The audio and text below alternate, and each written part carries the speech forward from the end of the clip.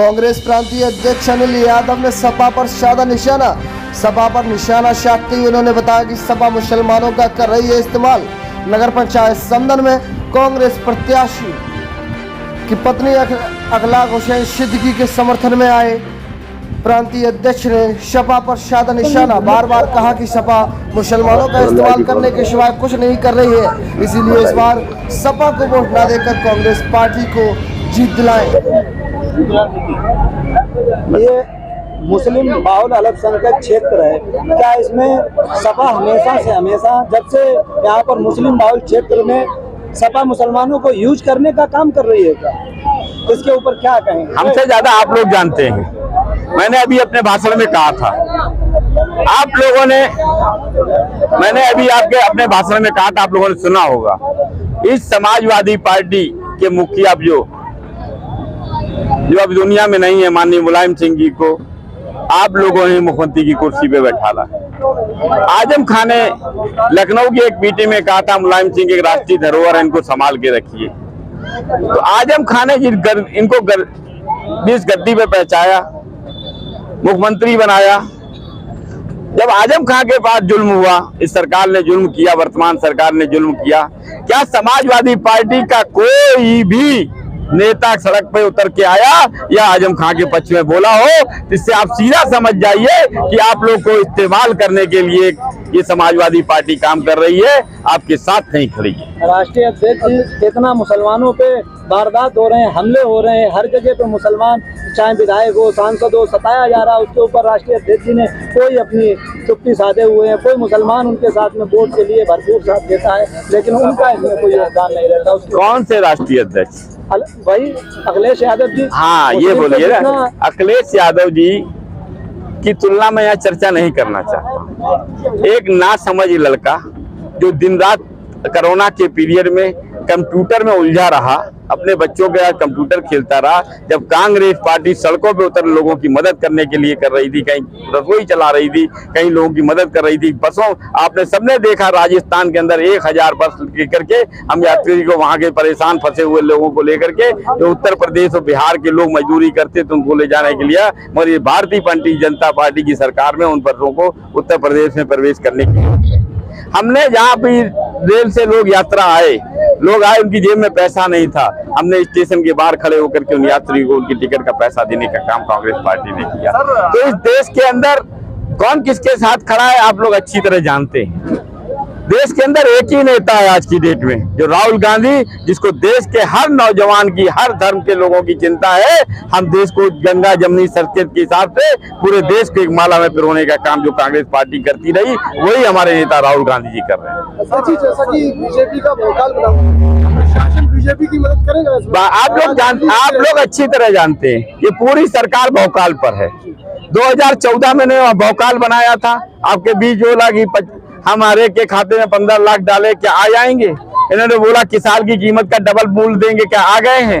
इन्होंने बोला 2 करोड़ नौकरियां हर साल देंगे, क्या मिल गई हैं? उन्होंने बोला महंगाई पे हम कमान करेंगे, महंगाई डबल हो गई, तिगनी हो गई, क्या इन्होंने कमान किया है? तो भारतीय भौकाल और झूठे वादों पे चलने वाली ये झूठी सरकार बहुत जबरदस्त। जी, मैं स्पेशली ये पूछना चाह रहा था, जैसे वोटिंग में क्या बीजेपी के लोग हैं या प्रशासन मदद नहीं करेगा बीजेपी? देखिए, वो कुछ भी कर सकते हैं, मगर आप लोग सचेत रहेंगे और लड़ाई लड़ेंगे, अपने अपने पोलिंग बूथ पे अगर जमेंगे तो उनकी औकात नहीं। और इतना ज्यादा संख्या में वोट डाल दें, जब बेईमानी होती है 100, 200, 500 वोट की, जब आप बक्से ही भर देंगे कांग्रेस पार्टी की तरफ में, तो बेईमानी कहाँ से होगी? कितनी बेईमानी करेंगे? सर, आज जो है डिप्टी सीएम पाठक जी की आज गुरसाहिबगंज में मीटिंग हुई थी, जनसभा हुई थी उस पर, और उससे 2 दिन पहले राष्ट्रीय अध्यक्ष अखिलेश यादव स्वयं आए थे यहाँ पर। इतनी बड़ी सीट हो गई है कि आप लोगों को भी आना पड़ा सर यहाँ। मेरी बात सुनिए, हम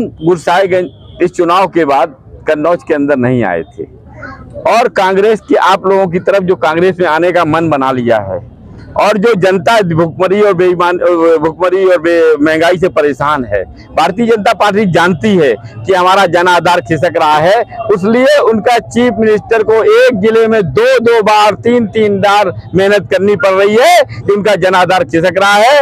और हम जानते जनता हमारी तरफ विश्वास कर रही है, कांग्रेस की तरफ आ रही है, इसलिए तभी लोग इकट्ठे आ रहे हैं। आज उसी कड़ी में समदन के अंदर हम लोग काफी दिनों से कन्नौज में नहीं आए थे, तो हमने समदन के साथियों से मिलने के लिए आए और जनता से आग्रह करने आए हैं कि इस बेईमान सरकार से जो ऊब चुके, महंगाई, घरों में चूल्हे नहीं जल रहे हैं, लोग बेरोजगारी चरम सीमा पर है, दो कानून बनाए जाते हैं, भारतीय जनता पार्टी के लिए अलग कानून है और गरीब जनता के लिए अलग कानून है, उस सबकी बातों करने के लिए, चर्चा करने के लिए आपके बीच में आए हैं। और ये आप इससे समझ गए हो कि भारतीय जनता पार्टी कमजोर है। पाठक जी ने ये कहा है सर, हम ट्रिपल इंजन की सरकार बनाएंगे, पहले नगर में बनाएंगे, उसके बाद विधायक में, फिर उसके बाद संसद में। सर देखिए मेरी बात है, जब कहीं चढ़ाई पर एक इंजन फेल होता है तो दूसरा इंजन लगाया जाता है। अब दूसरा भी फेल हो गया है तो तीन इंजन लगा करके, कितने इंजन लगा लो, जनता ने मन बना लिया तुमको उखाड़ फेंकना है, तुम्हारी तो इंजन भी फेल है और सब सरकार, रेल भी फेल है और सरकार भी फेल है। खासकर स्टार प्रचारक सपा के लगाए गए हैं, इसके ऊपर क्या सपा अपना दबाव बना पाएगी मुस्लिम के ऊपर? आप देख लीजिए, दबाव कोई किसी पे नहीं बना पाया है, ये जनता है। जब ये बदलती है ना तो अच्छे सूरमा लोग चित्त हो जाते हैं।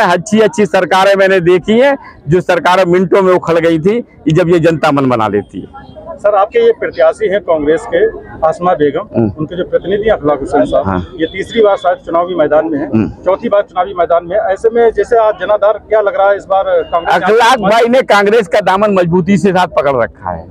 बाकी प्रत्याशियों के बारे में कुछ कहता नहीं हूं मैं, जिनके पेशेंस नहीं होता कांग्रेस से डरते कि हमें चेयरमैन बनना। अखलाक भाई को चेयरमैन वरीयता नहीं है, क्योंकि कांग्रेस वरीयता है। कांग्रेस में वरीयता में लगातार संघर्ष से खड़े हुए, तीनों बार वो कांग्रेस की चुनाव में लड़े हैं, तो उनका स्वागत करता हूं। जनता को चाहिए कि जो देश बचाने वाली पार्टी है, जो आप लोगों के लिए लड़ाई लड़ रही है, इस गरीबों मजदूरों की लड़ रही है, तो कांग्रेस में विश्वास जता के अखलाक भाई को यहाँ चेयरमैन बनाना चाहिए। अब राहुल गांधी और सोनिया गांधी के हाथ मजबूत करेंगे। कन्नौज में सर राष्ट्रीय अध्यक्ष अखिलेश यादव, ब्रिजेश पाठक, उसके बाद तमाम बड़े नेता इसमें जो है इस बार आ रहे हैं धड़ाधड़। ये 2024 की एक शुरुआत हो सकती है सर। ऐसे में कांग्रेस पार्टी का कोई स्टार प्रचारक अभी तक देखने को नहीं मिला। हमारे स्टार प्रचारक प्रांतीय अध्यक्ष आ गए, प्रदेश अध्यक्ष आ गए, और स्टार प्रचारक आपको कौन चाहिए?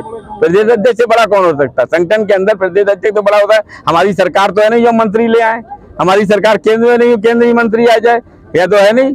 हम लोग जो हैं अपने जनता के बीच में खड़े हुए हैं। और आपको नहीं, आपको एक बताए, हमारा जनाधार इतना ज्यादा बढ़ चुका है। आज हमारे राष्ट्रीय प्रवक्ता के द्वारा अभी सूचना दी गई है कि हमारे राष्ट्रीय अध्यक्ष के परिवार को जान से मारने की धमकी दी गई है। देख लो, एक दलित बर्दाश्त नहीं हो रहा है। एक दलित जो हमने शीर्ष पे बैठाया, अध्यक्ष बनाया है, इन लोगों को एक दलित हमारा नेता खड़गे जी बर्दाश्त नहीं हो रहे हैं, तो ये सोचो ये कैसी सरकार होगी। चौथी बार सर ये इलेक्शन लड़ रहे हैं अखलाक साहब, अभी मंच पर अभी भावुक भी हो गए थे। ऐसे में क्या लग रहा है सर, जनादेश मिले? भावुक, आप ये जनता की सेवा करते करते थक गए हैं।